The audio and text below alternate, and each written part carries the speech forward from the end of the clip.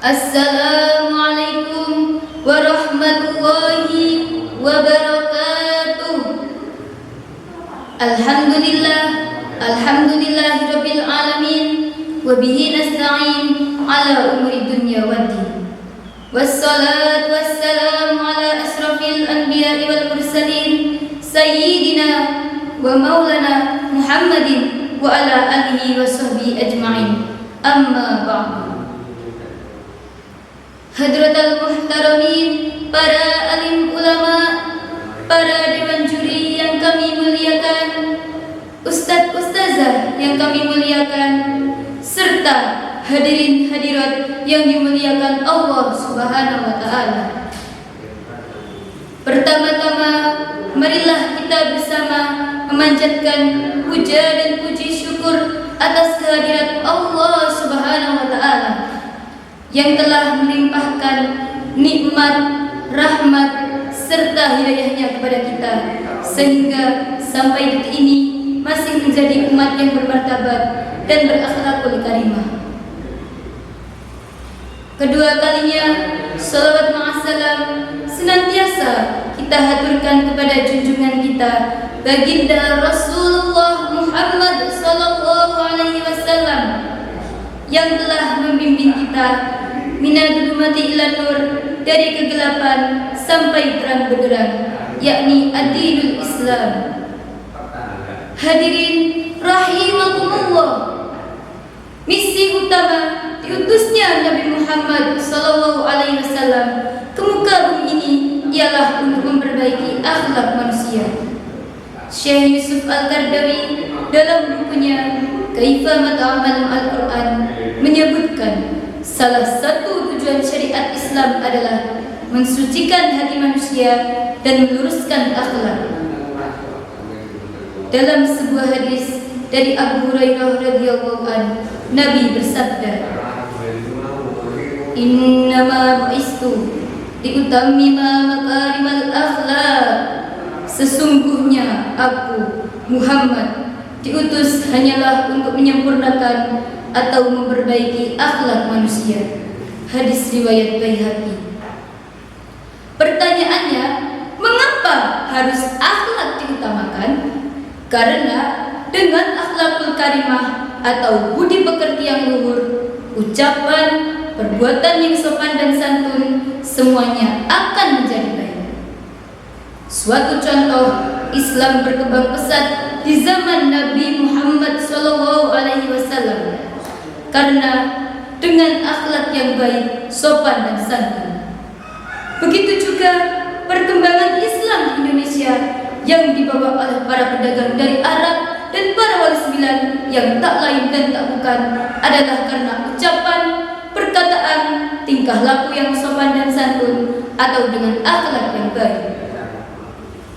Hadirin dan dewan juri yang dimuliakan Allah Subhanahu wa taala, berbicara mengenai moral saat ini sungguh sangat memprihatinkan.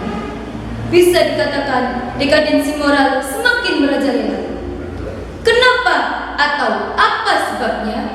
Padahal hampir setiap hari di media cetak maupun media elektronik mengabarkan kepada kita perihal kerusakan moral, mulai dari tingkah laku para pemimpin hingga kenakalan remaja yang melebihi batas.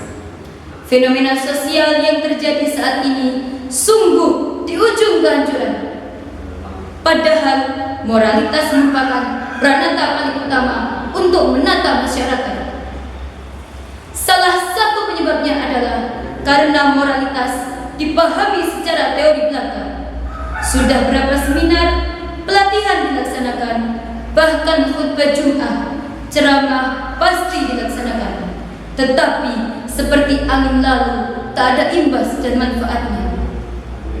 Karena seruan itu dianggap formalitas belaka. Jika nasihat-nasihat sudah tak dianggap, berarti kerusakan akhlak sudah mengerikan.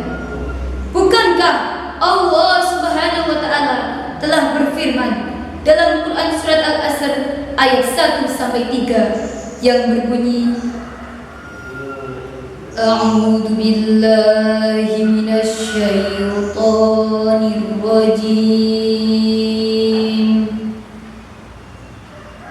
بسم الله الرحمن الرحيم. والعصر إن الإنسان لفي خسر إلا الذين آمنوا وعملوا الصالحات وتواصوا بالحق وتواصوا بالصبر. Yang artinya, demi masa, sesungguhnya manusia benar-benar dalam kerugian, kecuali orang-orang yang beriman dan mengerjakan amal soleh, dan nasihat menasehati supaya mentaati kebenaran, dan nasihat menasehati untuk menetapi kesabaran. Quran Surat Al-Asr ayat 1-3. Moral harus diwujudkan dalam bentuk tindakan, bukan tulisan. Pelaksanaan bukan kekuasaan. Pengamalan bukan hafalan. Kenyataan bukan penataran. Esensi bukan teori. Realitas bukan identitas, dan seterusnya. Keberadaannya tidak bisa dibuat-buat sekedar simbolik. Canggihnya teori, banyaknya ajaran, tingginya jabatan, indahnya paras wajah, dan melimpahnya harta tidak bisa menjamin baiknya moral seseorang. Bisa jadi orang miskin lebih bermoral ketimbang mereka yang berduit, dan rakyat jelata bisa lebih bermoral ketimbang pejabat. Hadirin yang dirahmati Allah Subhanahu wa Ta'ala, lalu apa yang harus kita lakukan untuk membangun moralitas, mencegah dekadensi moral atau akhlak? Di antaranya meneladani kepribadian Rasulullah Muhammad SAW. Beliaulah yang telah memberi contoh kepada kita bagaimana mengatur negara yang baik dan masyarakat yang bermoral. Rasulullah SAW selalu menekankan aspek kebaikan, kejujuran, kesolehan, dan keadilan bagi semua kalangan, tanpa memandang warna kulit, keyakinan, golongan, serta ras. Selain itu, Rasulullah SAW selalu berpesan agar umatnya tidak menuruti hawa nafsu, karena hawa nafsu sumber kemungkaran dan kemerosotan akhlak. Orang akan mudah melakukan korupsi, menipu, dan kemungkaran sosial lainnya jika terlalu menuruti nafsu rakusnya. Bahkan Rasulullah SAW mengancam status umatnya yang tidak bisa mengendalikan hawa nafsu.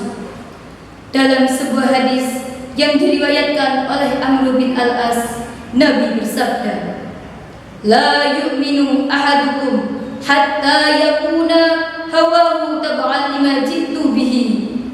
Yang artinya, tidak sempurna iman seseorang di antara kalian sehingga hawa nafsunya mengikuti apa yang aku bawa. Hadirin dan dewan juri yang dimuliakan Allah Subhanahu wa Ta'ala, akhlak yang baik dimulai dari diri kita sendiri.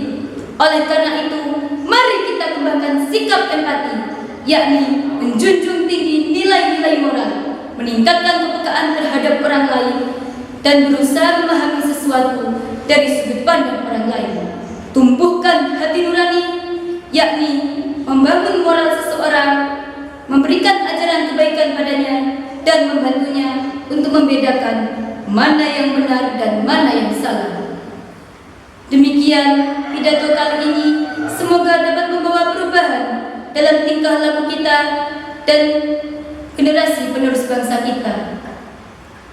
Bukan hanya sekedar formalitas dan seremonial belaka.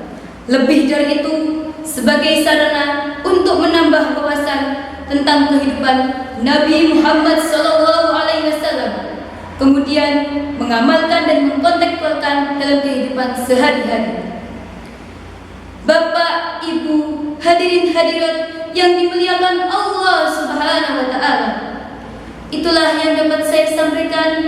Apabila ada yang salah, saya mohon maaf yang sebesar-besarnya. Dan semoga bermanfaat bagi kalian semua. Akhirul kalam, wallahu muwaffiq ila aqwamit thoriq. Wassalam.